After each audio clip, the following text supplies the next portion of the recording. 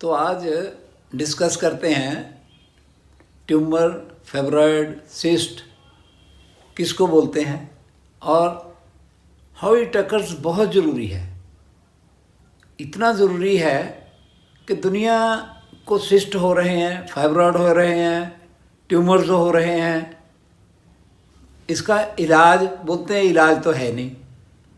क्या करते हैं, किसी को भी सिस्ट देख लिया, ट्यूमर देख लिया, फाइब्रॉयड देख लिया, चाहे वोम में है, चाहे ब्रेस्ट में है, चाहे ब्रेन में है, चाहे टेस्टिस में है, चाहे प्रोस्टेट में है, कहीं भी है, उसको सबसे पहली बात तो है, हम जैसे दुनिया बोलती है कि nip the evil in the bud, लेकिन कोई भी ये कहता नहीं है कि हाँ जी अभी बनने लगा है, इसको अभी ही निप करना चाहिए, मैं उसको दबाना चाहिए, उसको ख़त्म करना चाहिए।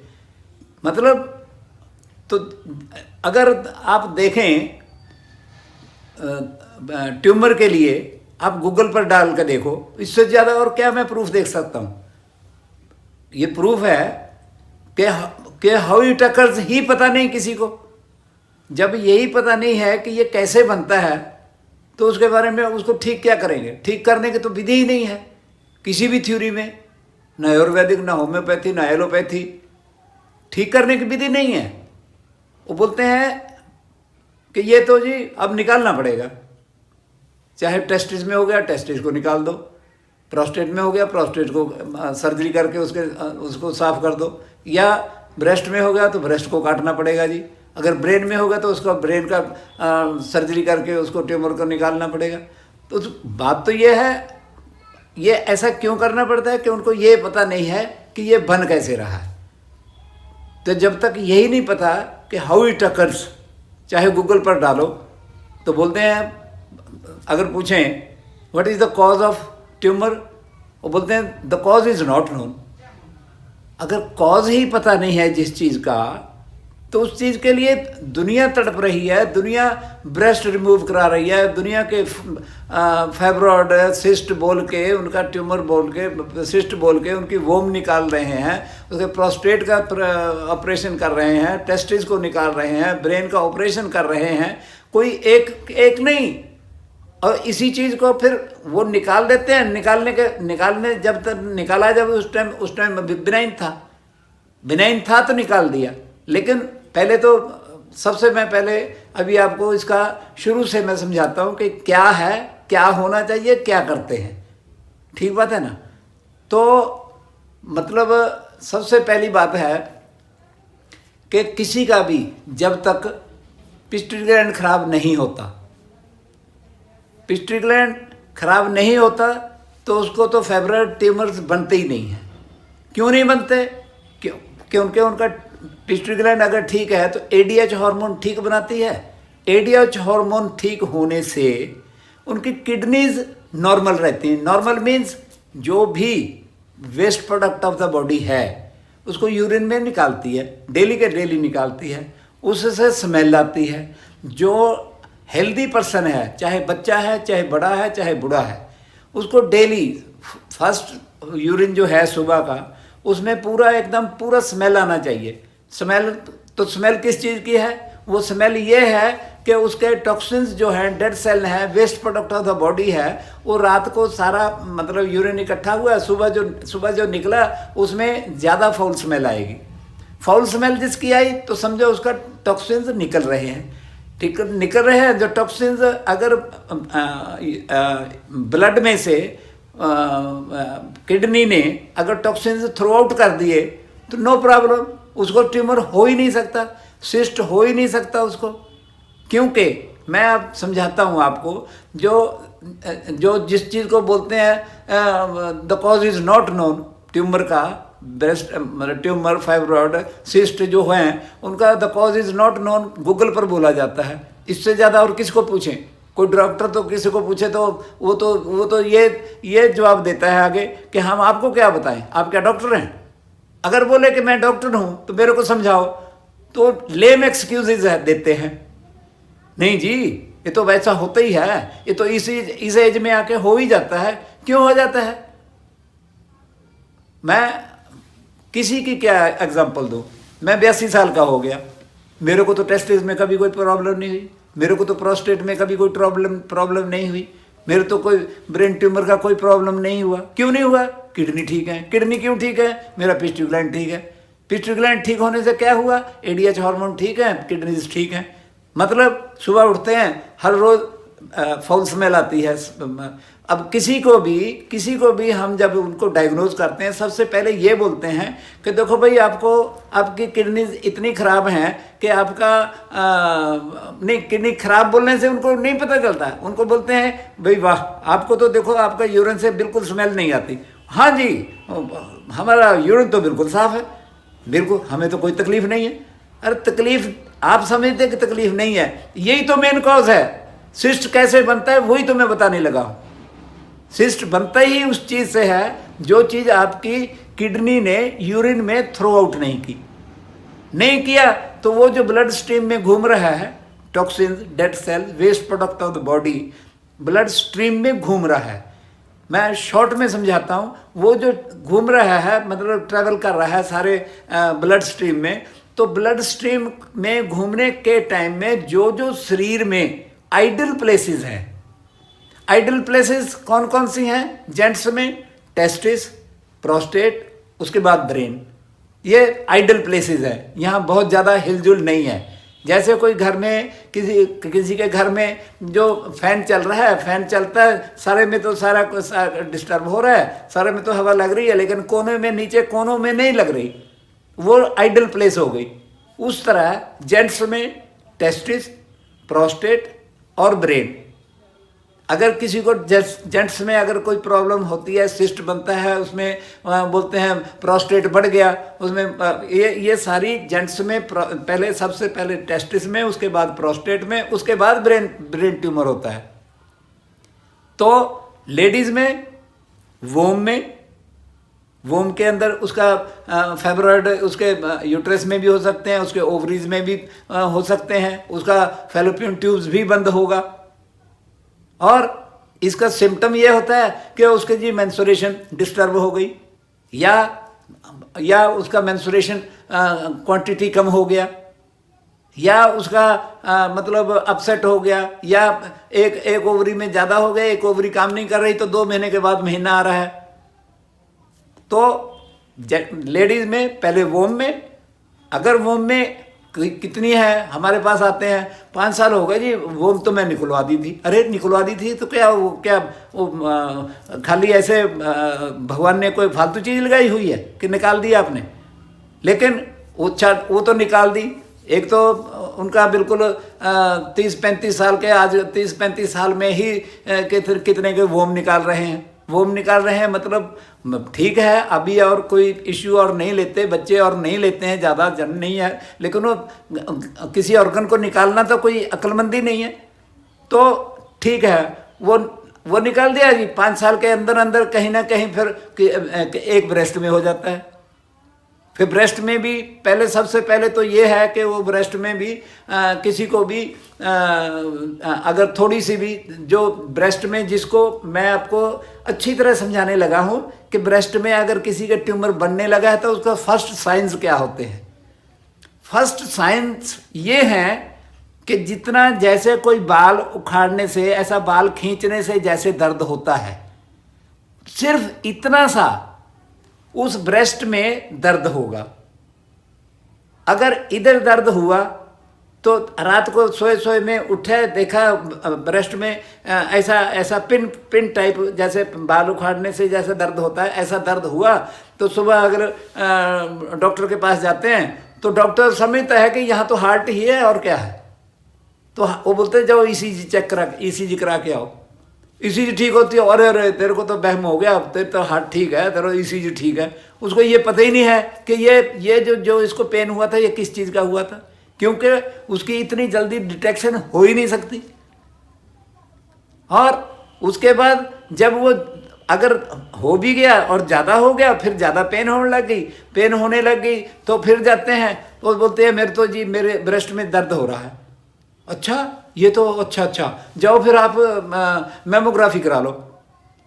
तो मेमोग्राफी में बेटे मैं आपको प्रैक्टिकली समझाने लगा हूँ। मेमोग्राफी क्या है? मेमोग्राफी है कि ब्रेस्ट को ऐसे प्लेट्स में लिया, ऊपर से एक्सरे ले लिया, इधर से प्लेट में लिया, एक्सरे ले लिया, तो वो जो 90% वो रिब्स के ऊपर रह जाता है। वो रिब्स के ऊपर रह गया जो कुछ, जो वो लिम्फ नोड हैं, वो लिम्फ नोड फूल गया।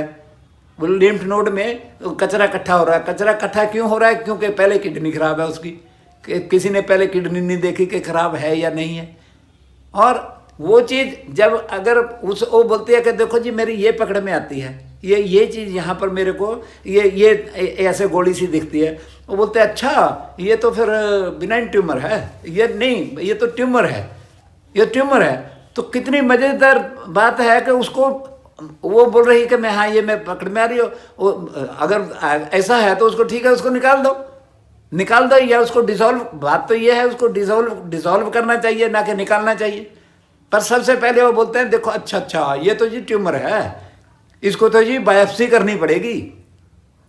अब जो ट्यूमर है मैं उसको समझाता हूँ कि क्या है। वो है हमारे शरीर के जितने भी सेल्स मर जाते हैं, toxins, dead cells, waste product of the body, जो कि हमारे ब्लड में से किडनी ने यूरिन में नहीं निकाले, वो इकट्ठा हो गए। मतलब पंजाबी में, हिंदी में मैं समझाऊं, जो मुर्दे हैं, डेड सेल्स मतलब मुर्दों का ढेर, डेड बॉडीज का हीप ऑफ डेड बॉडीज। तो हीप ऑफ डेड बॉडीज वहाँ है, वो इकट्ठा हुआ है। तो वो, लेकिन अभी दबाने पर भी दर्द नहीं हो रहा। उसका मतलब ही यही है कि ये बिनाइन है, बिनाइन ट्यूमर है। तो उसको बोलते हैं कि बायोप्सी करनी पड़ेगी। बायोप्सी मतलब उसके अंदर अपने से खुद बोलते हैं कि किसी भी ट्यूमर को डिस्टर्ब नहीं करना चाहिए। जब डिस्टर्ब नहीं करना चाहिए खुद बोलते हैं, तो बायोप्सी और क्या है? बायोप्सी उसको डिस्टर्ब नहीं कर रहे, उसके अंदर पंचर करके उससे अंदर से पीस लेते हैं।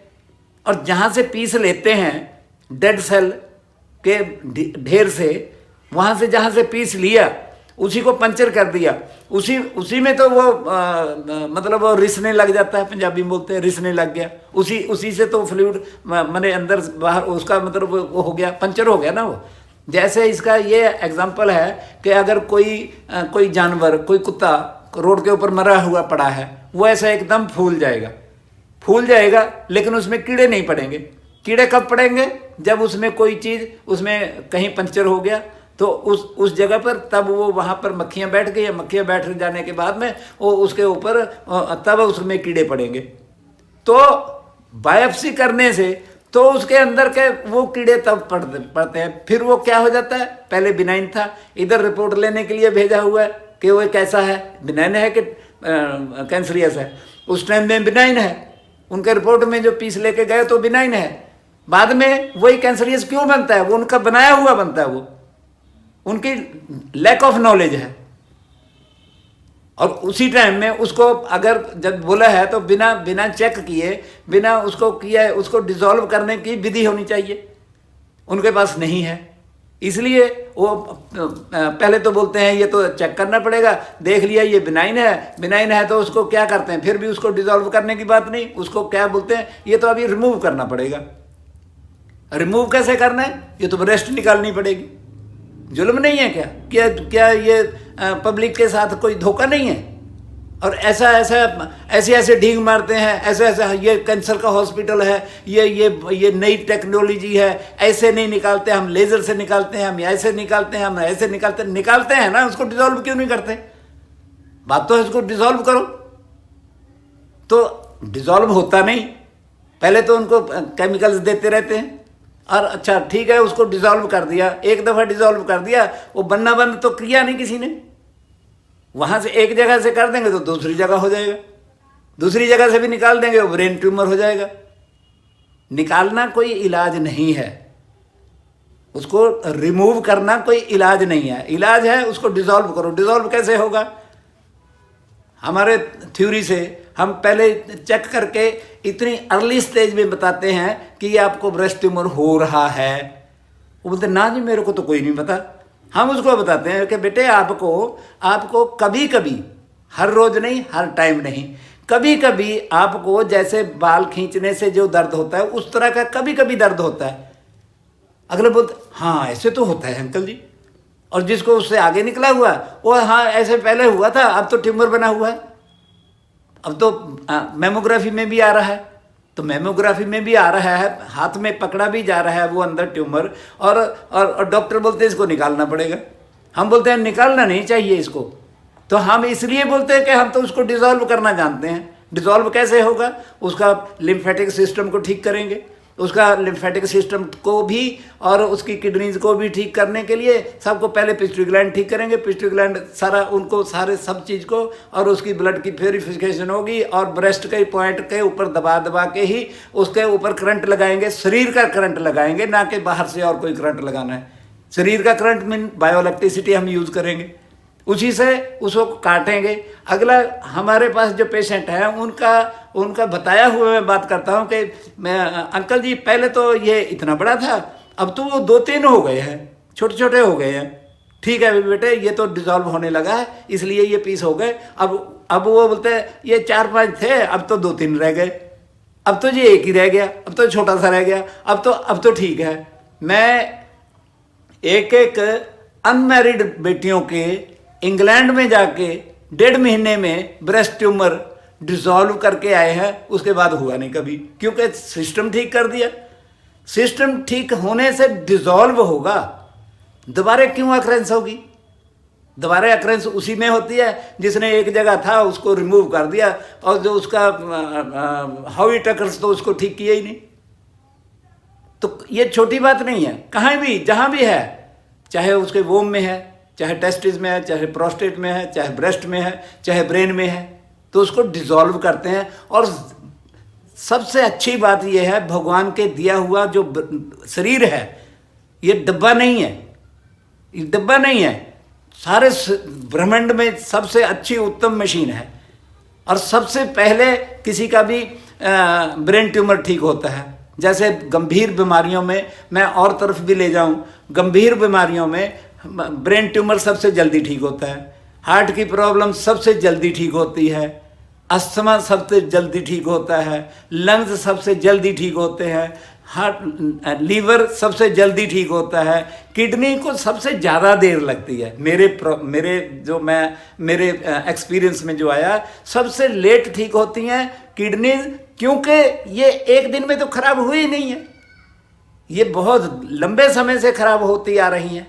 जितना रोज का रोज कचरा नहीं निकाला, वो सारे फिल्टर्स एकदम ब्लॉक हो गए, उसका कचरा निकालना बंद कर दिया तो ब्लड स्ट्रीम में जो जितने जहाँ भी घूम रहे हैं वो जहाँ इकट्ठे हो गए, that is called tumour, that is called fibroid, that is called cyst. तो क्या डॉक्टर साहब ये स्टेजेस हैं कि इन्फेक्शन जो ब्लड में घूम रहे हैं, ब्लड स्ट्रीम्स में, हाँ, वो इन्फेक्शंस पहले सिस्ट बनते हैं, फिर फाइब्रोइड्स बनते हैं, फिर ट्यूमर्स बनते हैं, क्या ये? हाँ बिल्कुल ऐसा ही है। वो इसलिए ऐसा है कि पहले ही जो जैसे जिस बेटी को भी हम चेक करते हैं, अगर उसका पूरा बताते हैं तो उनको ये इतने तक भी बताते हैं कि आपको विजेनल इन्फेक्शन है, आपको विजेनल इरिटेशन रहती है, आपके इस इधर की वोम में, या ये आप दोनों फैलोपियन ट्यूब्स दोनों खुली हैं या बंद हैं, मतलब वो बताते हैं, ना कि हम पूछते हैं, ना और कोई टेस्ट करवाते हैं। और अगर किसी ने टेस्ट करवाए हुए हैं, हाँ वो तो बोलते हैं हाँ जी मेरे को मालूम है, ये तो मेरी ये फैलोपियन ट्यूब तो मेरी ब्लॉक है। अरे ब्लॉक है तो कैसे खुलेगी ऐसे खुलेगी। उसको हर रोज तकरीबन age per age of the patient, age per stage of the disease हम ट्रीटमेंट दे के, किसी का महीने में, किसी का 1.5 महीने में, किसी का 2 महीने में, उसका एज और स्टेज देख के ही उसका साथ सब ठीक होता है। और ठीक जरूर होता है क्योंकि भगवान का बनाया हुआ है। और सबसे पहले मैं आपको ये बता दूं, जो चीज़ मैन्युफैक्चरिंग डिफेक्ट है, मतलब फीटस के अंदर ही पहले जन्म होने से पहले से भी अंदर से बन के निकली है, वो चीज़ जो मैन्युफैक्चरिंग डिफेक्ट है वो हम ठीक नहीं कर सकते। जो चीज़ ठीक थी बाद में खराब हुई, वो तो बहुत जल्दी ठीक होगा। जितने अर्ली स्टेज में है, अर्ली एज में है, उतना जल्दी ठीक होता है। सो इन सब चीज़ों के लिए मेरे पास दूर दूर से आते हैं, कोई अमेरिका से आता है, कोई कनाडा से आता है, कोई इंग्लैंड से आता है, उनके सब के हमारे पास नंबर्स हैं, उनको हम प्रोड्यूस कर सकते हैं। उनके कितने को मैं कितनी दुनिया का मैं रिकॉर्ड रखूं? मेरे को तो रिकॉर्ड रख के मेरे तो अलमारियां भरी हुई पड़ी हैं। आप देख सकते हैं कि मेरे पास कितने रिकॉर्ड हैं। इतने जने का हम ब्रेन ट्यूमर ठीक किया है, उनमें से कितने को मतलब माइग्रेन हेडेक वालों में से कितनों को मैंने ब्रेन ट्यूमर ठीक किया और माइग्रेन ठीक किया है। माइग्रेन हेडेक ठीक किया हुआ किसी को 5 साल हो गए, किसी को 10 साल हो गए, किसी को 5 महीने हो गए, किसी 15 साल हो गए ठीक किए हुए। उसके बाद क्यों होगा? उसका सिस्टम ठीक है तो क्यों होगा? तो आप डॉक्टर साहब ये कहना चाह रहे हैं कि सिस्ट, फाइब्रॉइड्स, ट्यूमर्स का जो मेन कारण है वो पिट्यूटरी, लिम्फेटिक सिस्टम और किडनीज की माल फंक्शनिंग से होता है।